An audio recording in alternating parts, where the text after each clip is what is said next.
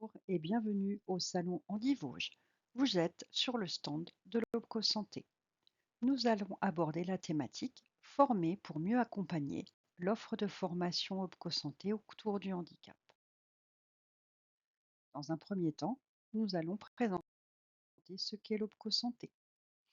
L'Opco Santé accompagne les professionnels des secteurs sanitaire, social et médico-social, privés à but non lucratif, mais également le secteur de la prévention et de la santé au travail interentreprise, et enfin le secteur de l'hospitalisation privée, qui intègre également les établissements du thermalisme.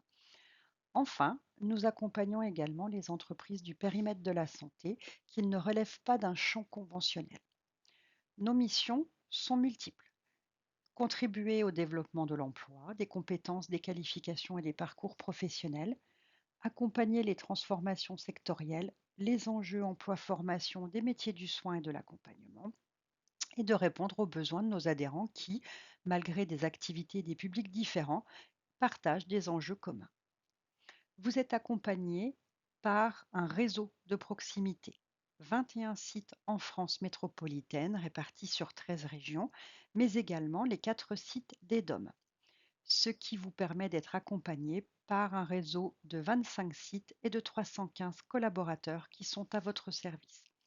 Dans la région Est-Antilles, il y a donc 5 délégations: Nancy, Schiltigheim, Chenôve, Châlons-en-Champagne et Besançon. Voici notre offre de formation autour du handicap. Dans un premier temps, vous avez des webinars, autant à venir qu'en replay, et ce sont des webinars qui sont co-animés par des experts. L'objectif est de vous donner du contenu pour des professionnels RH et de formation dédiés vraiment à la thématique du handicap. Les webinars 2025 sont disponibles en replay sur notre site internet. Plusieurs thématiques sont donc présentées: accompagner la reconversion professionnelle des salariés en situation de handicap, la compensation du handicap au travail, le risque d'inaptitude, les clés pour mieux le repérer et accompagner les personnes concernées, reconnaissance en qualité de travailleur handicapé, passer de l'obligation à l'inclusion, collaborer avec des personnes en situation de handicap physique, le handicap 10 et les handicaps 10, puisqu'ils sont plusieurs, adopter les bonnes pratiques. Et enfin, soutenez la reconversion de vos salariés en risque ou en situation d'inaptitude. Maîtrisez les solutions de financement pour leur formation. Donc, ce sont des webinaires qui ont été présentés en 2025, mais qui sont toujours à disposition et en accès gratuit sur notre site internet. Les webinaires à venir en 2026 sont au nombre de 3. Ils sont programmés pour le premier le 24 mars 2026 sur l'anticipation des inaptitudes.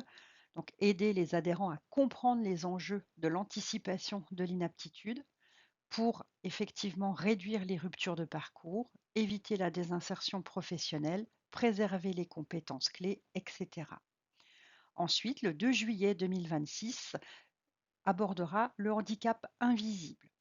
L'objectif est de comprendre ce handicap invisible, les réalités multiples en entreprise et les enjeux, de pouvoir donner les clés pour détecter, accompagner et intégrer durablement ces personnes. Et enfin, de présenter les outils pratiques, l'accompagnement et les accompagnements possibles et les dispositifs légaux à disposition. Enfin, le 8 décembre, nous aborderons plus les hauts potentiels et les troubles du déficit de l'attention avec ou sans hyperactivité. L'objectif étant d'aider nos adhérents à comprendre ces deux thématiques, donc les hauts potentiels et le TDAH, dans un contexte professionnel. Identifier les enjeux de l'inclusion et du développement de ces profils dans l'entreprise, donner les clés pour détecter, accompagner, fidéliser et valoriser les collaborateurs. Et enfin, les outils et les bonnes pratiques managériales pour créer un environnement de travail inclusif. Ensuite, nous proposons des offres de formation digitale sur un site que vous retrouvez tout en haut à droite de cette slide. L'objectif de l'offre de formation digitale permet effectivement d'avoir des formations transverses et sectorielles qui ont été sélectionnées par l'OPCO Santé et donc accessibles via ce catalogue. Une diversité de formats pédagogiques y sont proposés, des modules e-learning, des classes virtuelles, des rapid learning, etc., etc. Pour 2026, vous retrouverez l'autisme au sein des troubles du neurodéveloppement qui s'appelle également PUFADZA, donc en lien avec l'Université de Clermont. Préparer et accompagner l'intégration d'un travailleur en situation de handicap. Et enfin, vous retrouverez le catalogue de formation collective à destination des travailleurs handicapés, mais travaillant en ESAT. Donc en fait, vous avez trois grosses thématiques. Vous avez déjà un cycle de formation visant à prendre soin de soi au travail et dans sa vie privée. Donc dans ce bloc, vous pouvez retrouver l'hygiène de vie du domicile au bureau, trouver son équilibre alimentaire dans le cadre d'un budget limité, aller vers des activités culturelles et sportives, la vie affective et sexuelle, ma santé au travail. Le deuxième bloc, on est plus sur un cycle de formation numérique.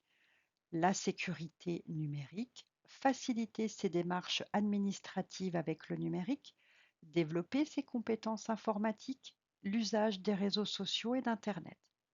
Enfin, le troisième bloc, qui est un cycle de formation qui vise l'apprentissage de l'autodétermination et le pouvoir d'agir, où vous allez retrouver la transition écologique et le développement durable, le passeport compétences, la citoyenneté et le pouvoir d'agir.